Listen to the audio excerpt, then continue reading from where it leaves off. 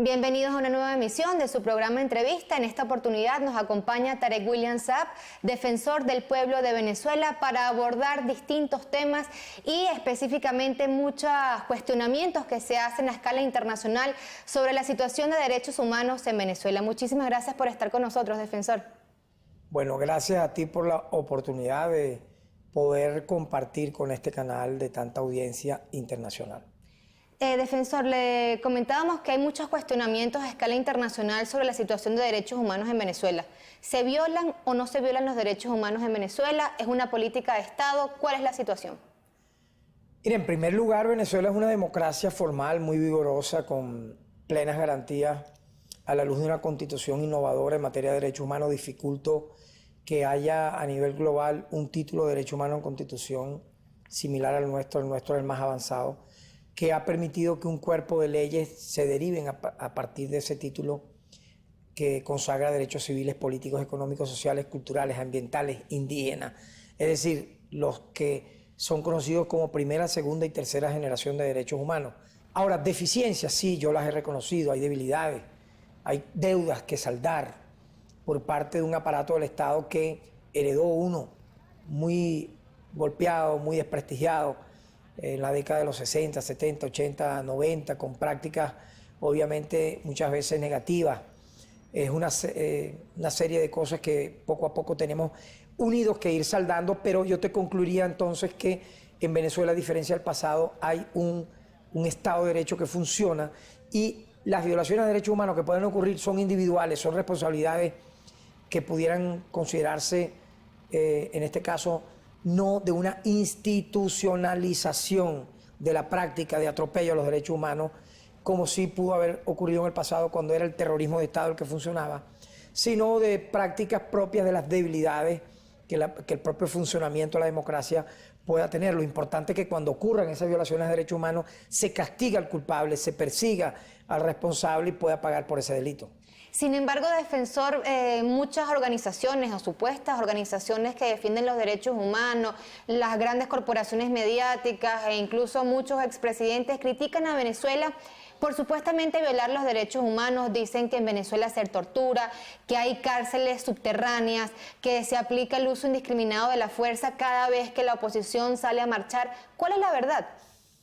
Mira, obviamente que, como jamás había ocurrido en la historia de Venezuela, en los últimos 15 años se ha utilizado el tema de derechos humanos como una plataforma de ataque a la institucionalidad democrática, al Estado venezolano en su conjunto. Eso ha buscado desprestigiar y dañar la imagen de Venezuela, no solamente de las instituciones, sino del país, afectarlo obviamente porque es una táctica, yo creo que es una táctica de actores políticos que tú antes no veías. Es decir, pareciera que de pronto los derechos humanos comenzaron a violarse en Venezuela a partir del año 99. Yo me haría la siguiente pregunta: ¿qué ocurrió en los 60? ¿Qué ocurrió en los 70? ¿Qué ocurrió en los 80? ¿Qué ocurrió en los 90? Durante 4 décadas, entre el 58 y el 98, aquí no pasó nada. Yo recordaría que hubo masacres terribles como la de Yumare, la del Amparo, la del Caracazo, la de Cantaura, que exterminaron a grupos humanos por prácticamente pensar diferente, y para ello utilizaron la aviación, batallones del ejército. Si nos vamos a los años 60, se instauró la práctica de la desaparición forzada, la del muerto desaparecido.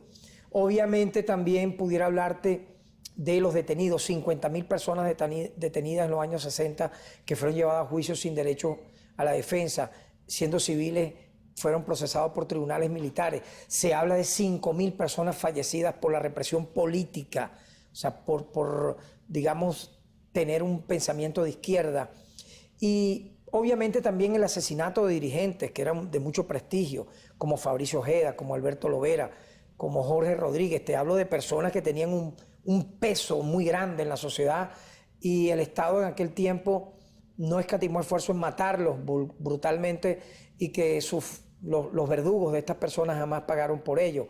Entonces no había organismos multilaterales, no había ONG de ningún tipo que fuesen por el mundo a hablar en contra de esa democracia representativa, que era más bien colocada como ejemplo. Pero entonces mi curiosidad es que nunca un expresidente de ningún país vino a Venezuela a verificar nada de esto. Nunca las grandes ONG de peso en la historia mundial habló sobre esta gente, sobre estos temas. Entonces es ahora donde los reflectores se colocan sobre nuestro país y eso le hace un flaco servicio al tema de los derechos humanos, porque tú manipulas, tú politizas, tú contaminas obviamente el tema para agraviar una nación, para agraviar un Estado, para agraviar una institucionalidad, y obviamente que lo sagrado que termina siendo el tema de derechos humanos queda tiroteado, queda obviamente, para mi opinión, sesgado de forma selectiva en su evaluación. Defensor, usted explicó muy bien ese antecedente de la violación de los derechos humanos en Venezuela durante los 60, 70, 80, 90 también. Pero ahora, en el 2015, hay presos políticos, hay torturados, hay cárceles subterráneas, como ellos dicen, una supuestamente conocida como La Tumba. ¿Eso existe o no existe? ¿O es un manejo, una campaña mediática? Así como yo condeno de manera contundente que se utilice un arma de reglamento de un policía para matar a alguien en medio de unas manifestaciones, debe condenarse igualmente que grupos paramilitares de una opción política insurreccional hayan matado 38 personas, o es que no tienen derechos humanos estas 38 personas. ¿Dónde están las ONG que no hablan de estas 38 personas que murieron? Entonces, obviamente, el Poder Judicial está evaluando responsabilidad de cada uno de esos actores. Lo que te puedo decir es que la Defensoría del Pueblo, independientemente de ello, ha visitado, ha vigilado que a las personas detenidas por estos hechos se les respeten sus derechos humanos, se les garantice la plena vigencia de sus derechos. Hemos demostrado a través de medidas sustitutivas de libertad que hemos solicitado a personas que estando enfermas han estado privadas de libertad por estos hechos, que se les otorgue una medida sustitutiva y que se les permita, por ejemplo, recuperar su salud en sus viviendas. Tú me dirías quiénes. Bueno, Antonio Ledesma, Cristian Holdac, Miguel Ángel Nieto, Marcelo Crobato, Pablo Estrada. Todos vinculados a acciones desestabilizadoras, como lo ha dicho el gobierno, ¿no? Ya ha presentado incluso pruebas, Por videos. supuesto, pero la Defensoría del Pueblo ha entendido que estando enfermos, comprobado con los exámenes que nosotros hemos pedido para estas personas, merecían medidas sustitutivas. Eso lo hemos tramitado directamente a través del Tribunal Supremo de Justicia en la sala penal, y el Estado venezolano ha actuado a favor de estas personas, independientemente del delito o no que cometieron. Señor Tarek, la Defensoría del Pueblo nace con la Revolución Bolivariana, si no me equivoco, en el año 2000, ¿no? Sí. A raíz de la aprobación de la Constitución en el 99 y ya nace como tal en el 2000. O sea, es la primera institución con la que cuenta la población venezolana para denunciar si es víctima o no de violaciones a los derechos humanos. Fíjate, ¿qué es la Defensoría del Pueblo? Es la única institución nacional de derechos humanos que tiene el Estado venezolano para mediar entre los poderes públicos y el pueblo, las comunidades, en la solución de sus derechos que han sido vulnerados. No solamente los llamados derechos políticos, que son el foco de 2 o 3, 4 personas mediático internacional, sino de millones y millones de venezolanos. Sin embargo, la Defensoría ahora está en el ojo del huracán, ¿no? En la mira de diversas corporaciones mediáticas, vamos a decirlo, pero también de supuestas organizaciones defensoras de derechos humanos. Y recientemente hay una noticia que dice que el Subcomité de Acreditación del Comité Internacional de Coordinación de las Instituciones de los Derechos Humanos, que es un organismo adscrito a la ONU, recomendó quitarle al despacho que usted dirige, es decir, la Defensoría del Pueblo de Venezuela, la nota A, por considerar que tanto su acción como su omisión repercuten en la imparcialidad e independencia del organismo. Ellos plantean quitarle la nota A Venezuela, que como han reseñado los medios de comunicación, se quisiera quitar la voz de la Defensoría del Pueblo en los espacios internacionales, y dice que la Defensoría va a tener un año para ser evaluada, para demostrar si es independiente o no es independiente. ¿Qué hay detrás de todo esto? ¿Qué se quiere lograr si se silencia la voz de la Defensoría del Pueblo en escenarios internacionales? Bueno, mira, en primer lugar, la noticia aparece ahora, luego de un dictamen que hace ese subcomité en el mes de marzo. Extrañamente, el dictamen fue en marzo, sale en mayo el dictamen, por una evaluación que hicieron a la gestión anterior, a la gestión pasada, a la exdefensora Gabriela Ramírez en el año 2013 y 2014. En base a esa evaluación, ellos consideraron que la Defensoría como institución recomendaban que no tuviera la letra A, sino la letra B. A pesar de ser nosotros una nueva gestión, una nueva, vamos a decirlo así, autoridad que está desarrollando su trabajo, ellos dicen que la institución como tal es una y debe ser entonces examinada independientemente que sea yo una nueva autoridad. Una nueva autoridad que tiene, si estamos hablando cuando salga esta entrevista, cuando esté a los ojos de la opinión pública, apenas 5 meses de gestión. Entonces es por ello que ellos han dicho, ¿verdad?, que van a darle a la Defensoría del Pueblo un año, hasta marzo del 2016, para supuestamente revertir lo que ellos consideran pasar a la letra B. Es decir, conclusión, nosotros ahorita tenemos la letra A. Nuestra institución participa de todos los foros internacionales. En todo caso, yo te puedo dar un ejemplo. Paraguay decidió retirarse de eso que tú señalas, del 6C, que es el Comité Internacional de Coordinación de Institutos Nacionales de Derechos Humanos, pero no perdió su vocería internacional. Por lo tanto, te diría que nosotros no tememos a ningún examen, no tememos a ninguna evaluación. Estamos haciendo nuestro trabajo, no queremos compararnos con nadie, tampoco deseamos estar compitiendo con ninguna defensoría de este o cualquier otro país. Lo que nos importa es hacer nuestro trabajo de manera objetiva, de manera independiente, de manera imparcial. Yo te puedo decir que tenemos el reconocimiento de mucha gente, incluso de familiares de estos célebres presos, entre comillas, que en privado nos dan el reconocimiento, nos dan las gracias. Hay uno de esos dirigentes políticos de la oposición que está preso luego de las acciones del año pasado que se conoció como La Salida y que usted mismo precisa le costó la vida a 43 personas. Le hablo de Leopoldo López, que cada día gana más notoriedad en las grandes corporaciones mediáticas. Su esposa denuncia que él está aislado, que está incomunicado, que es víctima de tratos inhumanos y que además ella cada vez que la va a visitar a la cárcel la desnudan y la maltratan también a ella. ¿Cuál es la situación? Bueno, como te decía, nosotros tenemos vigilancia en todos los lugares donde personas detenidas o privadas de libertad por los hechos de violencia ocurridos el año pasado estén. Puedo decirte que en el caso que me señala del señor Leopoldo López, él ha tenido la visita de sus hijos, su abogado de manera permanente, sus abogados, tiene 3 abogados, van y lo ven. La Defensoría del Pueblo también. Eso te habla de que no hay un tal aislamiento, porque si hubiera un aislamiento no lo viera nadie. Claro. En el caso del señor Ceballos, igualmente la Defensoría lo ha visto innumerables veces, lo ha visto su señora esposa en días pasados, lo ha visto... Su esposa dice, y, bueno, la gente que pertenece a su partido político, a Voluntad Popular, dice que él está en una cárcel de presos comunes y ha dicho que es su responsabilidad específicamente como defensor del pueblo si algo le pasa porque está en una cárcel donde están delincuentes comunes. No, ¿Eso pero es así? para empezar, yo no tengo responsabilidad en las cárceles en este país porque eso es digamos, una cualidad, una competencia del Ministerio de Asuntos Penitenciarios. Pero está en una cárcel. Pero lo que puedo decirte es que un tribunal decidió, en vista de la incautación de estos artefactos, hacer ese traslado. El tribunal ordenó el traslado a un centro de procesados que se llama 26 de julio. Es un centro de procesados nuevo. Hemos verificado que él está en un área solo, sin ningún tipo de presos supuestamente de alta peligrosidad a su alrededor.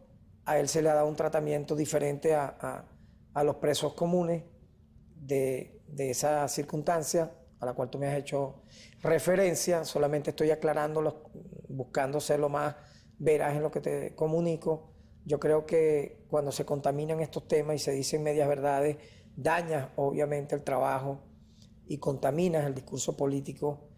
Y la Defensoría del Pueblo no está para estar en esa línea de fuego.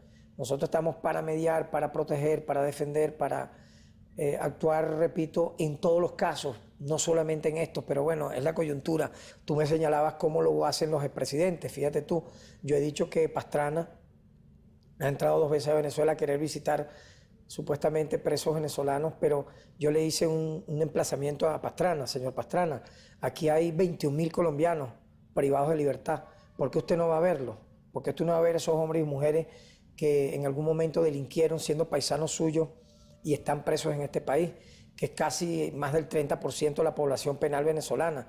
pero su afán es solamente decir que le importan los derechos humanos de 1 o 2 presos venezolanos. Señor Pastrana, ¿por qué usted nunca visitó a los 1.200.000 colombianos que por su culpa, por su represión, por su terrorismo de Estado fueron totalmente desplazados internamente en Colombia, huyendo a las masacres? ¿Por qué usted le dio tanta oportunidad a los paramilitares de tener cargos de representación popular, gobernadores, alcaldes, senadores? Fue con Pastrana que el paramilitarismo copó cargos de elección popular en Colombia. ¿Por qué usted, señor Quiroga, que no sabemos de qué nacionalidades, dice que es boliviano, pero cuando habla pareciera que más bien fuera un gringo típico del sur de la Florida, usted habla de presos venezolanos, pero en el año en que usted sucedió a un dictador que fue Hugo Banzer, ¿por qué usted no habla de las violaciones de derechos humanos que hizo Banzer y usted en Bolivia? Entonces, obviamente que estos son temas, y esto es un medio internacional, que la opinión pública internacional tiene con mucho ojo avisor evaluar. Vamos a hacer una pequeña pausa, pero quédese con nosotros, que ya regresamos.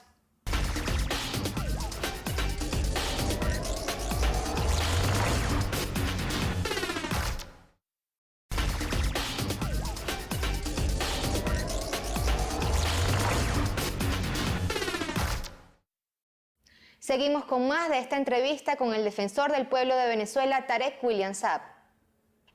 Pareciera también que se convirtió como una tendencia que expresidentes bastante deslegitimados y con muy baja popularidad se hayan ahora tomado el derecho de descalificar a la democracia de Venezuela, a un gobierno legítimamente constituido, e incluso llaman al derrocamiento del presidente Nicolás Maduro. Le hablo del caso, como usted los menciona, de Pastrana, Tuto Quiroga, también de Vicente Fox, pero uno de ellos, el expresidente español Felipe González, dijo que él iba a ser el defensor de Leopoldo López porque no habían garantías para él. ¿Qué establece la Constitución venezolana sobre la defensa de un extranjero y la participación de un extranjero en estos casos? ¿Eso se permite, no se permite? ¿Por qué lo hace si incluso él es acusado de haber formado grupos paramilitares en España en contra del pueblo vasco? Hay algo más terrible, ¿no? En este cartel de expresidentes en contra de Venezuela y de los venezolanos y de las venezolanas, yo diría que casi todos, sin excepción, vienen de ser clásicos y brutales violadores de derechos humanos de sus pueblos. Tú mencionaste algunos. Pastrana, como decimos aquí en Venezuela, está ultra rayado como un matón, como un violador de derechos humanos. Quiroga se presentan ante el mundo como un presidente, pero es que a él no lo eligieron jamás los bolivianos. Pero ¿dónde me deja a Aznar? Aznar invadió Irak, mandó soldados españoles a morir allá impunemente, y fíjate que fue tan terrible eso que él sale con las tablas en la cabeza de esa operación criminal con Bush que le costó al PP su reelección. Por lo tanto, estamos hablando de gente vinculada a la extrema derecha. Estamos hablando, por ejemplo, de un Alejandro Toledo, que en Perú no solamente está desprestigiado, sino tiene, yo creo que decenas, tiene el récord Guinness de denuncias de violaciones a derechos humanos y de corrupción, que hasta en una época tuvo casa por cárcel, hablando de derechos humanos de Venezuela, un sujeto como este. Tenemos otros allí en ese cártel, aparte del propio Felipe González, que ya es conocido como lobista internacional de grandes transnacionales, de ser un matón a sueldo, que el propio ministro de Relaciones Interiores de la época en que él fue presidente, entre el año 82 y 86, lo denunció en los tribunales. Él decía, ¿por qué me meten preso a mí por el caso de los GAL si quien me mandó, quien pagó, quien ordenó crear los grupos antiterroristas de liberación fue Felipe González, que finalmente mató a 30 personas? Pero lo grave de esto es que esas 30 personas no eran de ETA. Se comprobó que la gran mayoría, eran personas inocentes porque volaron discotecas, agarraron lugares en la frontera donde estaban personas que no tenían que ver con la lucha política vasca y las mataron luego de secuestrarlas. Pero si nos vamos más allá, ves sujetos como Felipe Calderón, Dios mío, un hombre que se le acusa de haber desaparecido a 10.000 personas en la llamada lucha contra el narcotráfico, de haber matado en su periodo de gobierno a 70.000 personas, que está denunciado en la Corte Penal Internacional. Y así puedo ir nombrándote cualquier cantidad de personas, pero lo insólito de ello es que no tienen espacio en sus países. Pareciera que como son chatarra política en sus países, ellos dicen, bueno, voy a agarrar el tema venezolano para tener algún centimetraje, pero obviamente que la Constitución nuestra es muy contundente. Y te recuerdo el artículo 40 de la Constitución de la República Bolivariana de Venezuela, solamente, al igual que la de todos los países del mundo, le reserva el derecho político a participar en los asuntos internos de Venezuela a los venezolanos y a las venezolanas. Y la excepción que hacen los extranjeros son aquellos que puedan elegir algunos cargos, ni siquiera todos. Y los que son nacionalizados también postularse a algunos cargos, no a todos. Pero no es el caso de estas personas que entran como Pedro por su casa a Venezuela en calidad de turistas. Así que yo creo que el mundo estará evaluando todo esto y pronto, bueno, la verdad siempre sale a flote. Ya para ir terminando, nos queda poco tiempo. Cada vez que se habla de violación a los derechos humanos, se habla de estos dirigentes opositores que están presos, pero nunca han querido atender ni Amnistía Internacional, Human Rights Watch, ni estos expresidentes que han venido a Venezuela. Ellos nunca han querido atender a las víctimas de la guarimba. ¿A qué se debe eso? ¿Por qué han querido silenciar el drama de estas personas? Yo creo que es un desprecio muy grande, ¿no? Un desprecio muy grande a los padres de los 8 motorizados y madres y esposas, hijos, que murieron degollados porque un general retirado, de nombre Ángel Vivas, vinculado a la extrema derecha opositora, ordenó que colocaran guayas en los postes para que en las noches murieran supuestamente colectivos, y los que murieron fueron 8 motorizados muy humildes de nuestro pueblo. ¿Y cómo se va a conjugar eso, defensor? Discúlpeme, es que ellos piden libertad para Leopoldo López, para Daniel Ceballos, y las víctimas de la guarimba piden justicia. ¿Cómo se va a conjugar eso? ¿Habrá justicia? ¿No habrá justicia? ¿Venezuela cederá ante esta presión para que se liberen a estos dirigentes opositores? Yo pienso que, aparte del desprecio que te señalaba, es la búsqueda de la invisibilidad.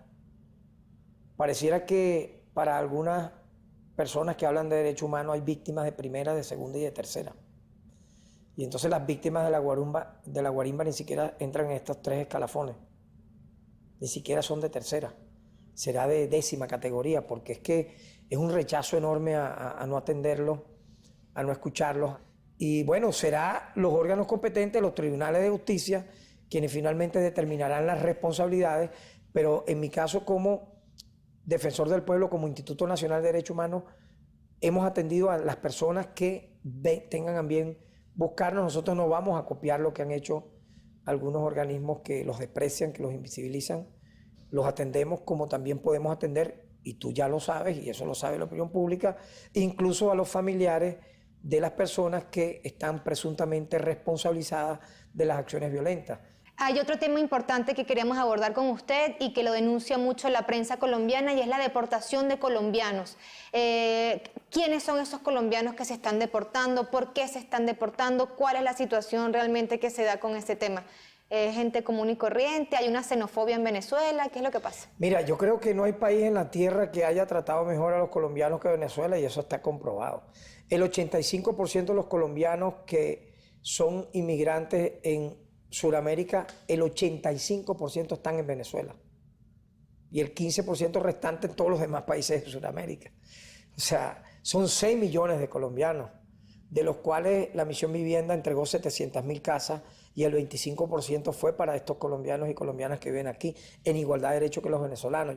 ¿A quiénes son los que han sido deportados? Los inmigrantes ilegales, los que han querido entrar a hacer contrabando de extracción. Entonces, obviamente que es un tema ya de migración, no tiene que ver con nada de personas que residen aquí, ni un solo colombiano que reside aquí, que esté en su casa, incluso en calidad de ciudadano residente, con su cédula de extranjero como colombiano. O voy más allá, no voy a hablar de los dobles nacionalizados. Ponte tú ilegal, pero viviendo aquí en una casa, ha sido retirado. Son casos puntuales que han ocurrido en la frontera. Defensor, ya para terminar, usted es un hombre que también ha sido víctima de las violaciones de los derechos humanos. El 12 de abril de 2002 los vimos. Yo lo vi, era muy joven, pero lo vi por la televisión. Sigue siendo joven. Gracias.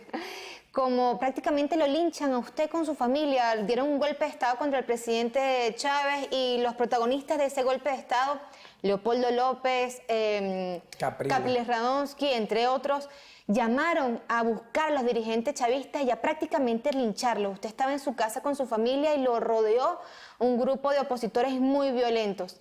¿Cómo llega usted ahora a la Defensoría del Pueblo? La historia ahorita cambia y a usted le toca velar por los derechos de todos los venezolanos, incluyendo a esos opositores que quisieron lincharlo a usted.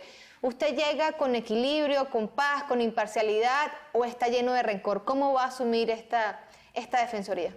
Nuestra detención ocurrió apoyada por factores de oposición, hoy muchos de ellos vinculados a los casos de la guarimba criminal del año 2014. Para mí no hay ningún rencor, yo soy próximo religiosamente al budismo como guía espiritual, la calma, la meditación, la paciencia, la paz, el no rencor, el perdón.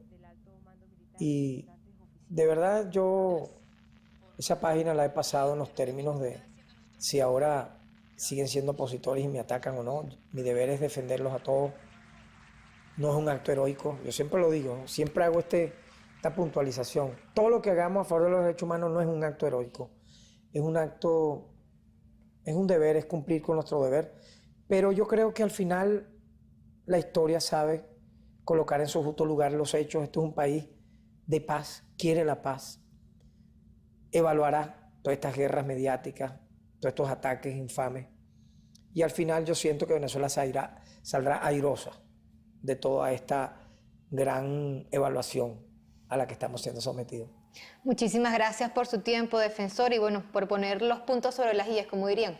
Muchísimas gracias. Gracias a ti, Karen, por la oportunidad, de verdad, y te felicito. Muchísimas gracias. Muchísimas gracias también a todos ustedes por compartir su tiempo con nosotros. Será hasta una próxima oportunidad.